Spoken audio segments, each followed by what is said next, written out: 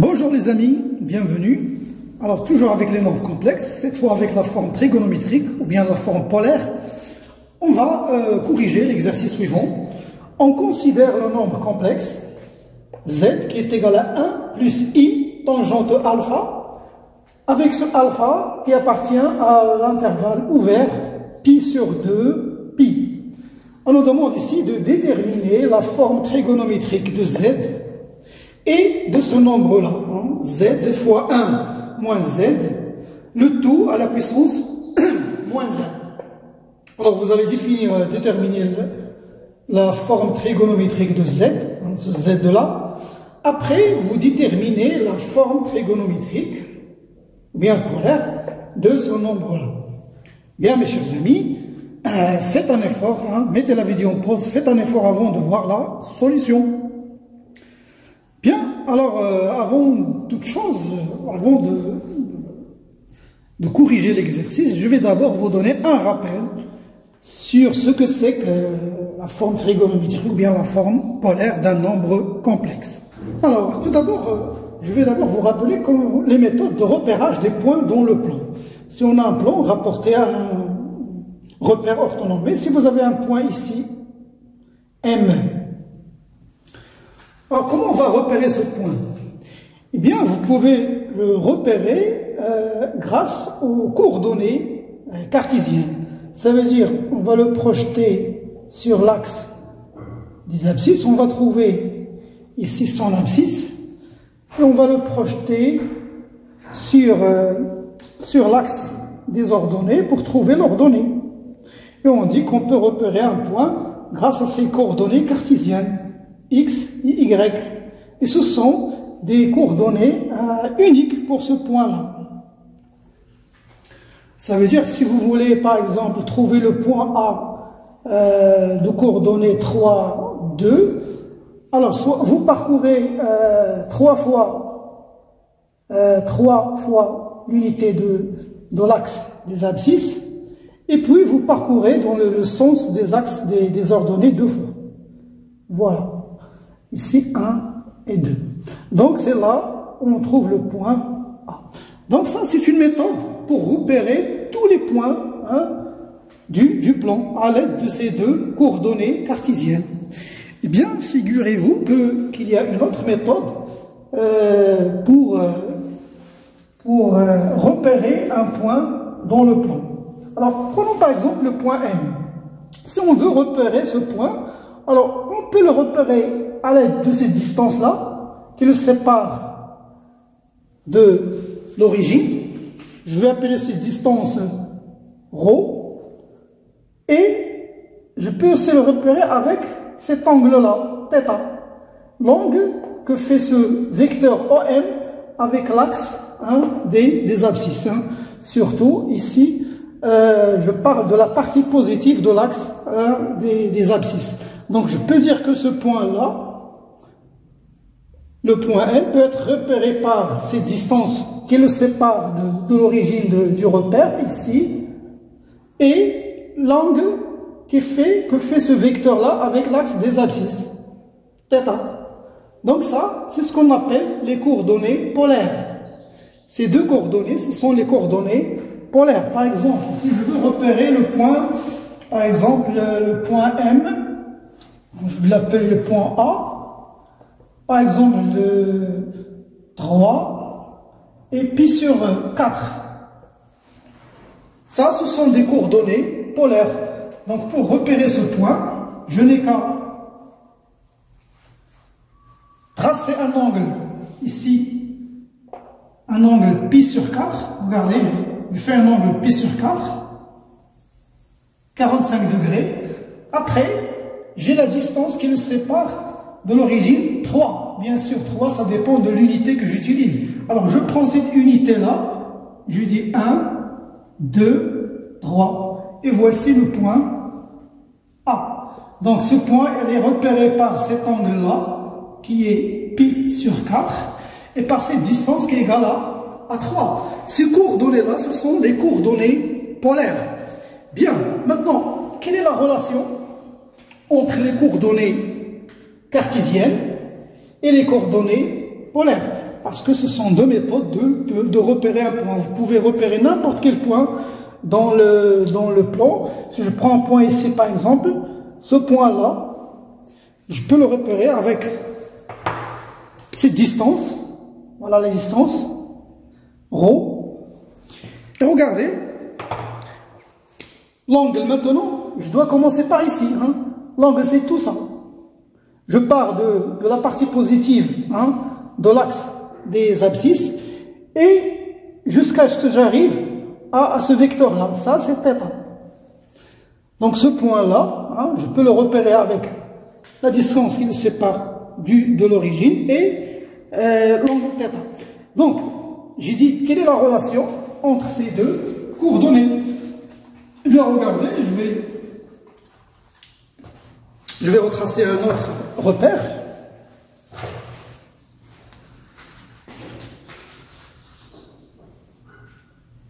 Alors, prenons un point M. Voici les coordonnées cartésiennes, X, Y. Voici les coordonnées polaires, ρ et θ. Bien, regardons je vais travailler dans ce triangle. Ça, c'est un triangle rectangle ici. Donc, puisqu'on a un triangle rectangle, je peux appliquer les règles trigonométriques. Donc, je peux dire que cosinus θ, c'est le côté adjacent sur l'hypoténuse. Regardez, ça c'est l'hypoténuse de ce triangle. Le côté adjacent, c'est celui-là. Et quelle est la distance ici? C'est x. Hein? Donc, je peux dire que c'est x sur ρ. Et de là, je peux conclure que x, la coordonnée ici, l'abscisse x, égale à ρ fois cosinus θ. De même, je peux maintenant calculer le sinus de θ. Sinus de θ égale le côté opposé sur l'hypoténuse. Donc, ce côté-là, cette distance-là, c'est y. Donc, je peux dire que c'est y sur ρ, l'hypoténuse. Donc, de là, je peux conclure que y égale à ρ fois sinus θ. Et ça, c'est la relation qui lie les coordonnées cartésiennes avec les coordonnées polaires. Je peux toujours exprimer un abscisse ou bien les coordonnées cartésiennes en fonction des coordonnées polaires. Eh bien, on va faire la même chose hein, dans le plan complexe. C'est la même chose. Hein. On va juste changer les notations, tout simplement. Donc, dans un plan complexe, on peut voir on a vu qu'on peut le rapporter à un repère. Ici, on a les réels et ici, on a les imaginaires purs. Donc, si on prend par exemple un point ici M, on a dit que pour chaque point M, je peux faire correspondre à ce point un nombre complexe qui s'appelle la fixe. Donc, je peux le dire que Z, le coordonnée de Z est un nombre complexe qui est la fixe de ce point. On a dit que Z s'écrit de la forme suivante, X plus IY. X, on a dit que c'est la partie réelle. Et ici, vous avez IY. Attention, Y, c'est la partie imaginaire. Hein? Y. Eh bien, regardez, je peux aussi attribuer à ce nombre complexe là, Z, ces distances-là, hein, la distance OM, eh bien, figurez-vous que cette distance n'est autre que le module, on l'appelle module, le module de Z. Et l'angle ici formé avec la partie positive de l'axe des réels, hein, ce θ-là, eh bien ça, on l'appelle l'argument de Z. Donc vous voyez, un nombre complexe peut être repéré comme tout à l'heure, hein, avec des coordonnées cartésiennes, ici x, y, et je peux aussi le repérer avec des coordonnées polaires. Hein. C'est pour cela qu'on parle de forme trigonométrique et forme polaire. Et donc, regardez, on a déjà vu la relation entre ces coordonnées polaires et ces coordonnées cartésiennes. On peut le répéter, vous tracez ce triangle-là, hein, le triangle ici, et vous dites que le cosinus de θ, c'est cette distance-là, x, sur l'hypoténuse. Et l'hypoténuse, c'est le module. Hein. Dans le module, je dis que c'est la distance qui le sépare ici. Bon, vous pouvez calculer le module parce que là, on a y, la distance ici, c'est y. Comment on va calculer cette distance?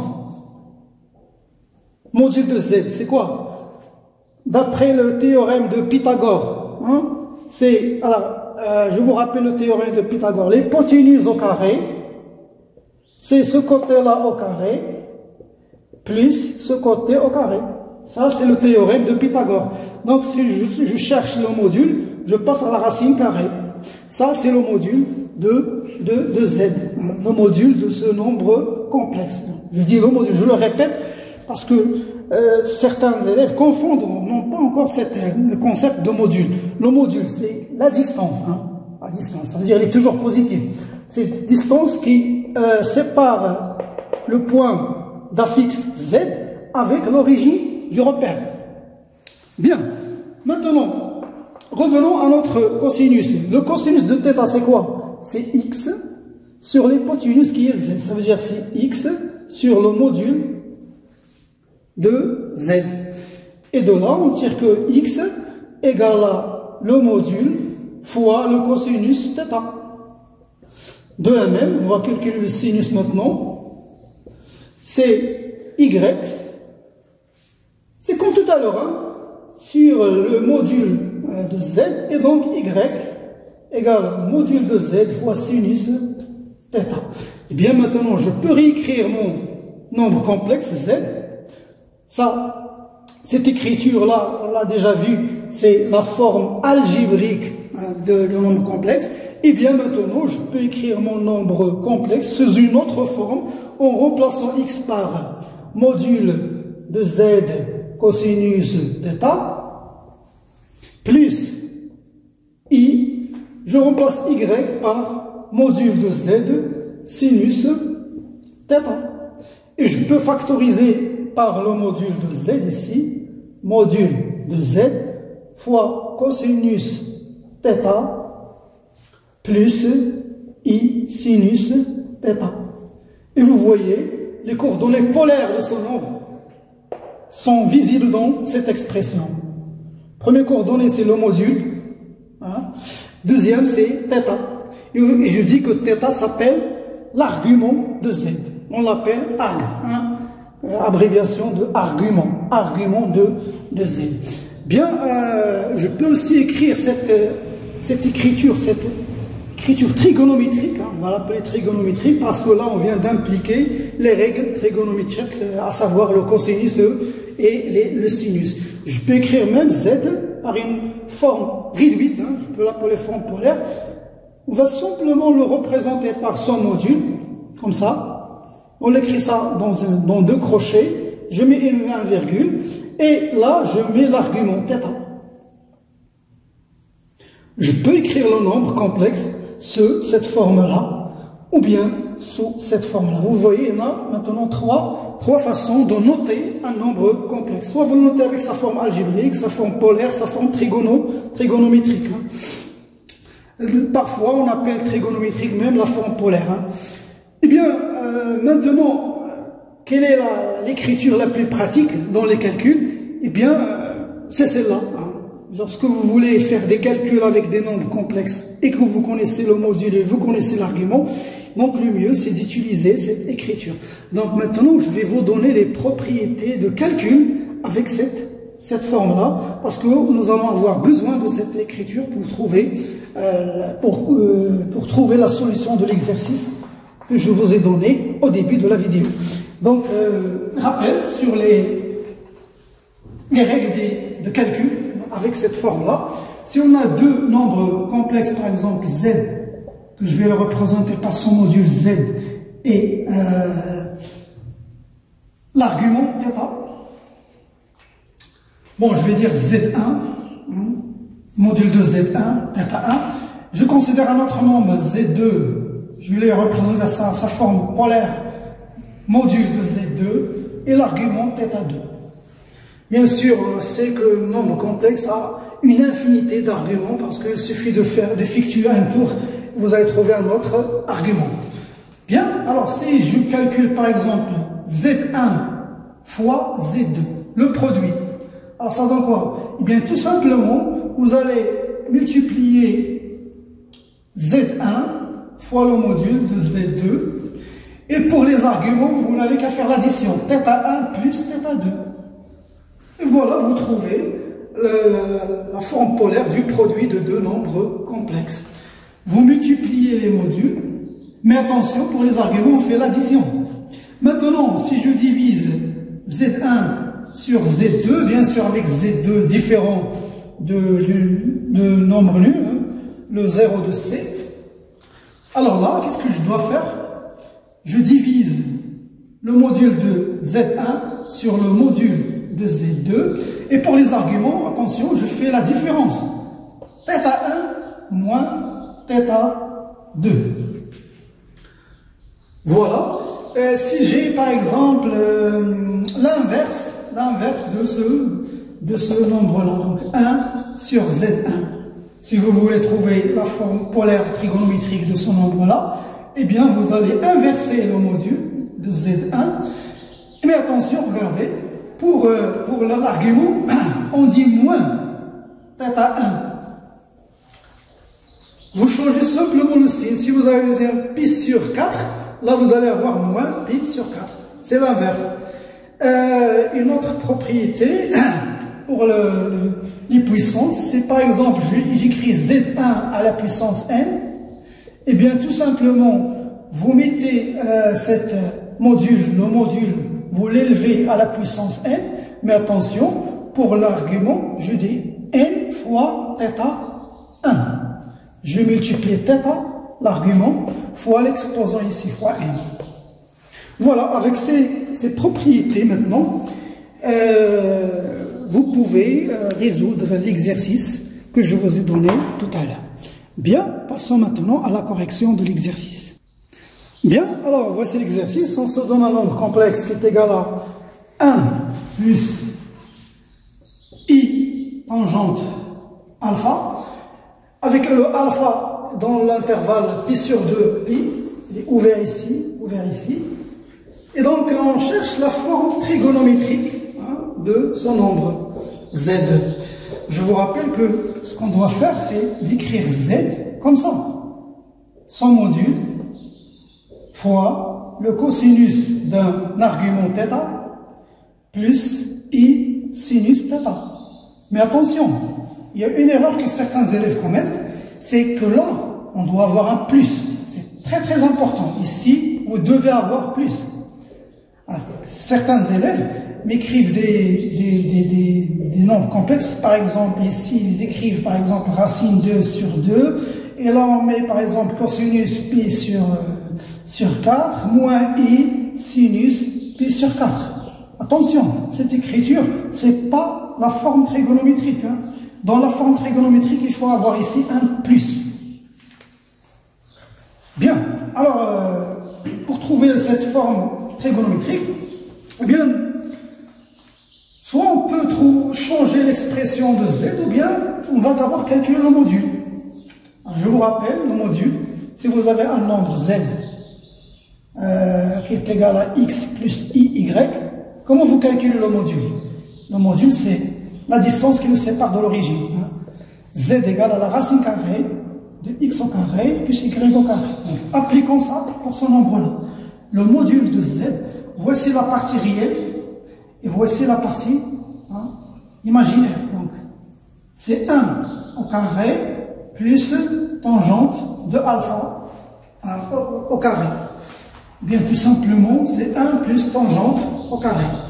Je peux simplifier cette expression. Je sais, il y a une formule trigonométrique que vous connaissez tous, je crois, que on sait que 1 plus tangente au carré de alpha égale à 1 sur cosinus au carré de alpha. Ça, c'est une formule trigonométrique que vous avez vue, je crois, au collège. Donc, je peux remplacer 1 plus tangente au carré par 1 sur cosinus au carré. Bien, alors ça me donne que le module de z, c'est la racine carrée de 1 sur cosinus au carré de alpha. Eh bien, et ça vaut quoi? Eh bien, ça vaut, attention, il ne faut pas relever directement la racine carrée. Ce carré-là se trouve à l'intérieur, donc c'est la valeur absolue, hein, la valeur absolue de 1 sur cosinus de alpha. Et c'est 1 sur la valeur absolue de cosinus de alpha. Alors maintenant, avant de relever la valeur absolue, il faut d'abord voir le signe de ce cosinus. Regardez le alpha, ici, il appartient à l'intervalle pi sur 2. Donc, si je vous trace ici le cercle trigonométrique, voilà, donc, de près. Là, c'est le sinus, là, c'est le cosinus, et là, c'est la tangente. Tangente. Donc, notre alpha, il est ici, il est dans l'intervalle pi sur 2, pi. Ça veut dire que tous les alphas, ils sont là. Et regardez, leurs cosinus, les cosinus de alpha, où sont-ils? Regardez, si je prends n'importe quel alpha, là vous avez 1, 0, 1, ici, moins 1. Alors vous voyez que le cosinus de alpha est négatif, strictement négatif. Et son sinus, le sinus est positif. Et pour la tangente, si je prends un alpha ici, par exemple, je cherche sa tangente, elle est ici. Ça, c'est tangente alpha. Et regardez la tangente alpha, elle est négative. Donc le cosinus est négatif, la tangente est négative, le sinus est positif. Bien, là j'ai un cosinus, donc la valeur absolue, et donc je dois écrire que le module de z, c'est moins 1 sur cosinus alpha. Je vous rappelle que la valeur absolue de x, si x est négatif, on dit moins x, pour x inférieur à 0. Bien, voilà le module. C'est pour cela qu'il faut toujours faire attention, lorsqu'il s'agit des cosinus et des sinus, il faut toujours faire attention à l'intervalle curviligne sur lequel on travaille. Bien, voici le module. Alors maintenant, on passe à la deuxième étape. Je vais factoriser ce nombre-là par son module. Voilà, donc je peux dire maintenant le module. Alors le module, je vais le noter ici. Le module de z, c'est moins 1 sur cosinus alpha. Bien, alors z, vous factorisez par 1 sur cosinus alpha. Je vous rappelle ce qu'on essaie de trouver. Il faut toujours garder un œil sur l'objectif. L'objectif, c'est d'écrire z sous cette forme-là. Son module fois le cosinus d'un θ plus i sinus d'un θ. Et ce θ, c'est l'argument de son nom. Bien, maintenant, je viens de trouver le module. Maintenant, reste à trouver l'argument. Alors, si je factorise ici par moins 1 sur cosinus θ.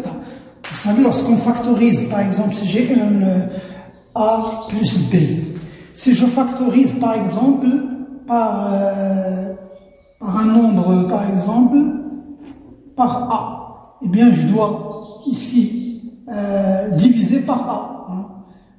Bien par c. Si je prends un nombre c, j'essaie de factoriser a plus b.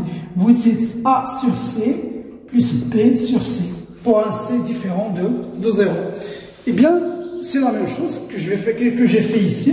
J'ai factorisé par le module. C'est quoi le module? C'est moins 1 sur cosinus alpha.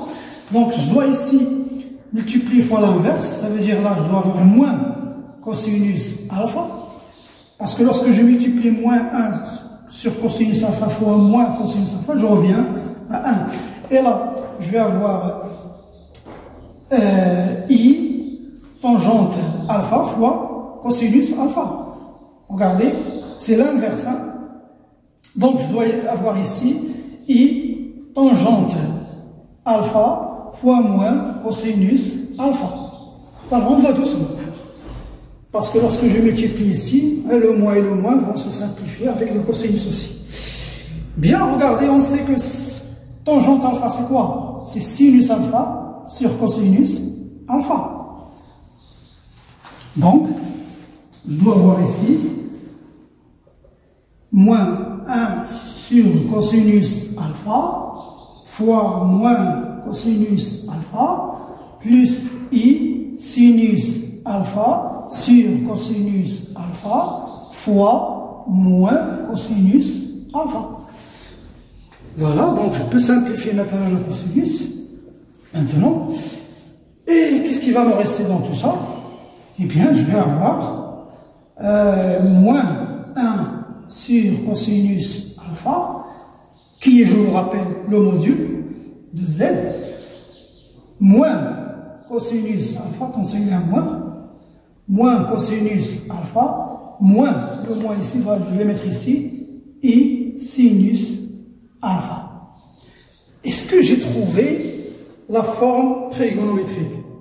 Eh bien non, parce que normalement je dois avoir cos plus I sin. Là, j'ai pas le moins, j'ai ici le moins, j'ai un moins. Eh bien, je dois changer, hein, je dois utiliser les formules trigonométriques que vous avez appris au tronc commun. Bon, donc je sais que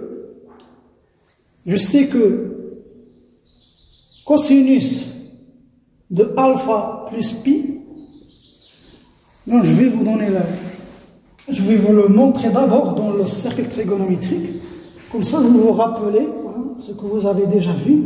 Alors, regardons, prenons un alpha, prenons alpha ici. Alors vous avez ici le cosinus de alpha, et là vous avez le sinus de alpha. Si j'ajoute un pi ici pour alpha, j'ajoute pi, regardez, je fais un demi-tour, je me retrouve ici avec alpha plus pi. Ça c'est alpha plus pi. Bien, alors regardons le cosinus maintenant de alpha plus pi, il est ici. Regardez, c'est l'opposé de cosinus alpha. Ça veut dire que cosinus de alpha plus pi, c'est moins cosinus alpha. De même, regardez, le sinus de alpha plus pi, c'est moins sinus de alpha. Voilà, donc je vous rappelle cette formule trigonométrique. Je peux maintenant écrire que cosinus de alpha plus pi égale à moins cosinus alpha. Et le sinus de alpha plus pi, c'est moins sinus de alpha. Vous voyez où je vais en venir. Donc, je vais remplacer moins cosinus alpha par cosinus de alpha pour tomber sur cette formule. Hein. Regardez, maintenant je peux écrire z égale à moins 1 sur cosinus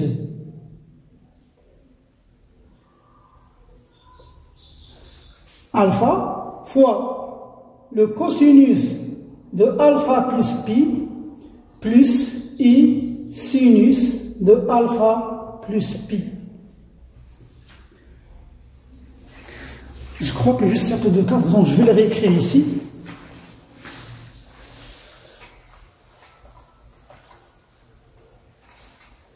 Voilà, j'ai dit que maintenant z, c'est égal à moins 1 sur cosinus alpha fois, je remplace moins cos par cosinus de alpha plus pi plus I fois sinus de alpha plus pi.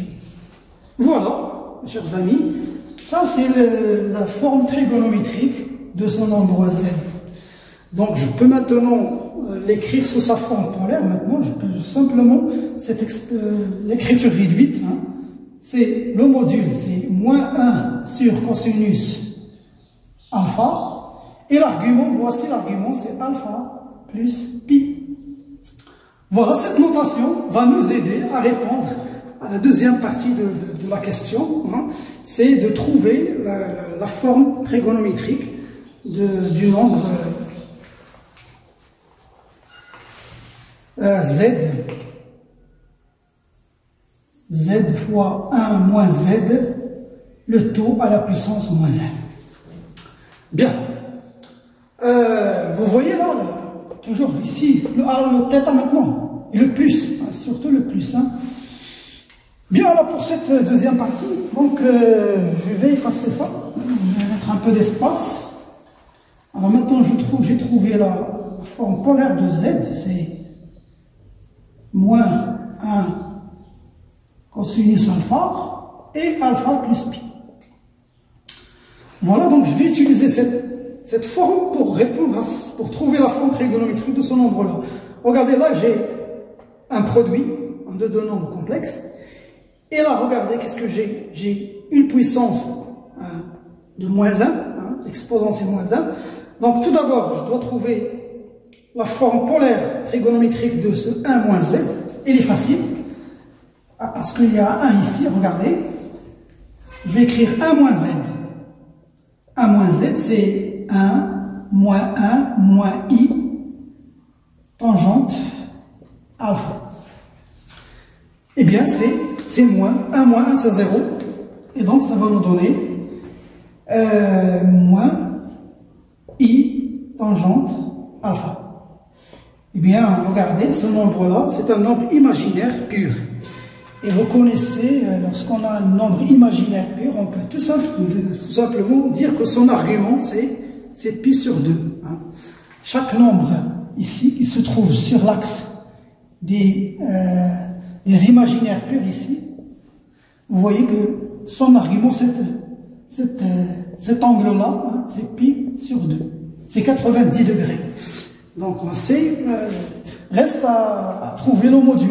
Eh bien, c'est très simple. Regardez, je peux l'écrire sur cette forme-là, sa forme trigonométrique. Regardez ce que je vais faire.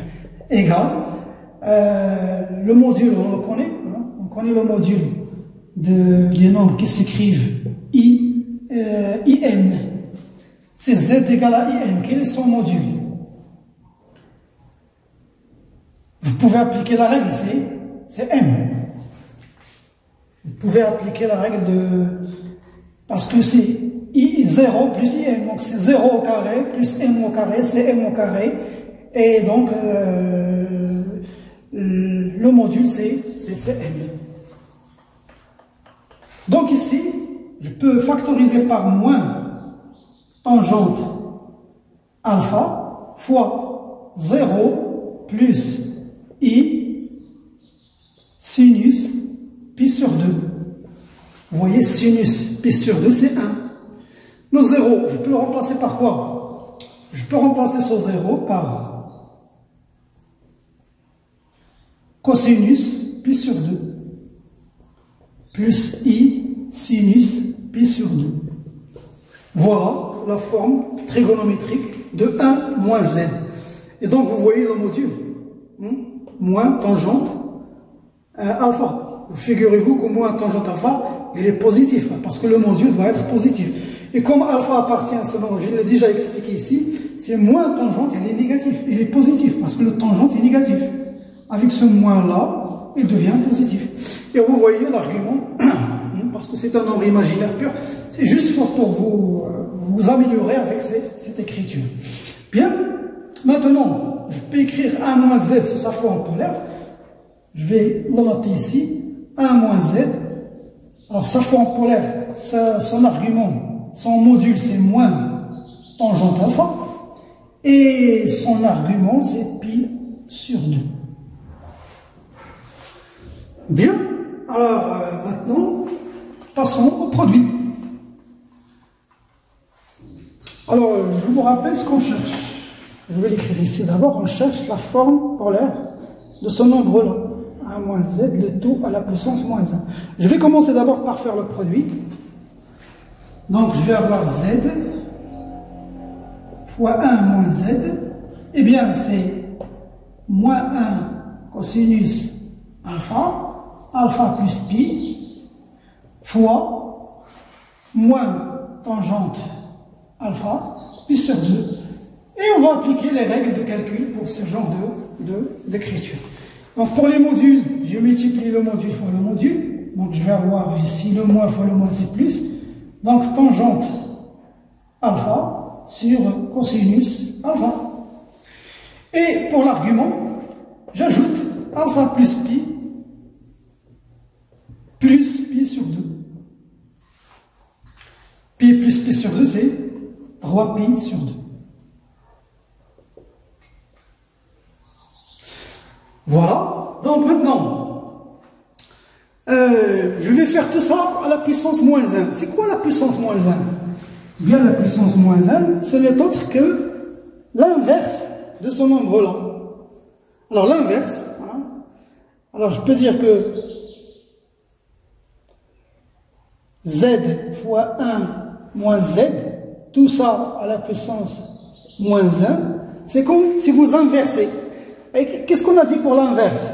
Pour l'inverse, on a dit il suffit d'inverser le module. Alors l'inverse de tangente sur cos, c'est cosinus alpha sur tangente alpha. Et pour l'argument, qu'est-ce qu'on fait? On donne l'opposé, ça veut dire on ajoute moins. C'est moins alpha moins 3 pi sur 2. Et voilà la forme polaire pour ce nombre-là. Vous voyez, les calculs avec cette notation, c'est toujours très facile à manipuler. Bien, mes chers amis, c'est la fin de cette vidéo. Je vous donne rendez-vous à la prochaine.